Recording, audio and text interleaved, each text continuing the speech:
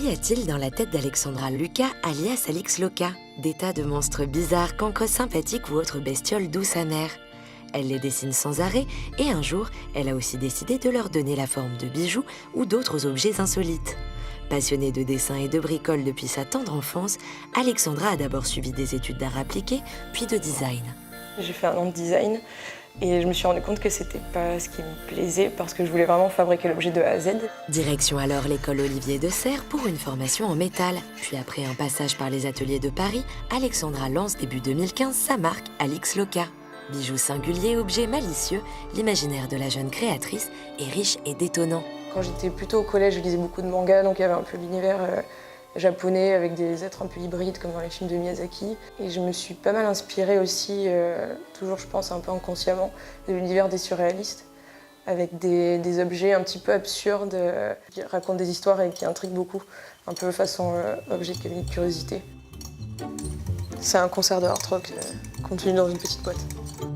En découle un univers bourré à la fois d'humour et de mélancolie, avec un regard assez cynique sur le monde.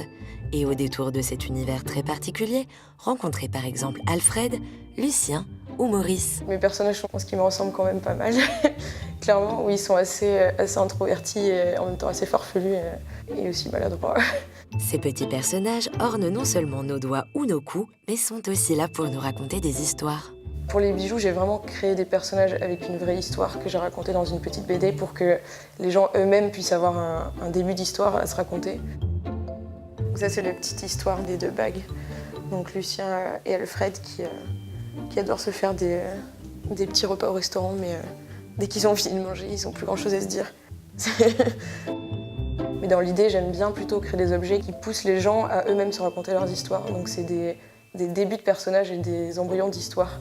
Donc ils n'ont pas forcément systématiquement des prénoms ou une personnalité déjà très définie.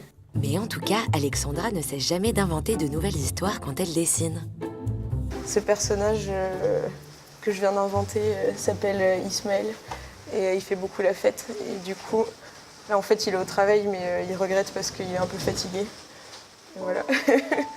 Et de tous ces personnages nés dans ces carnets surgissent parfois de nouvelles collections de bijoux. Ça part d'une idée assez vague qui est liée à des ambiances, des personnages que j'ai envie de créer ou des couleurs ou des formes.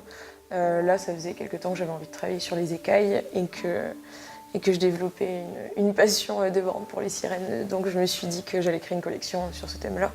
J'ai commencé par faire des croquis de bijoux possibles. Du coup, sur ce thème-là, des boucles d'oreilles, des colliers. Après cela, elle teste des premiers prototypes, puis redessine sur ordinateur et fait appel à une entreprise de découpe laser avant de finir la fabrication dans son atelier.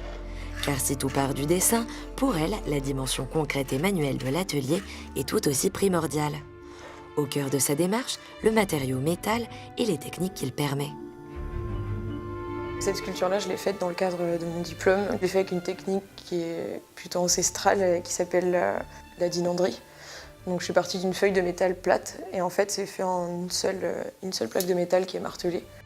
Ce qui m'a plu avec le métal, c'est que systématiquement quand je fabriquais quelque chose, il y a un moment où je me retrouvais bloquée parce qu'il me manquait un savoir-faire et une technique qui allait emmener l'objet plus loin. Du coup, rapidement, j'ai pensé ce matériau comme un matériau qui me permettrait de faire tout ce que je voulais.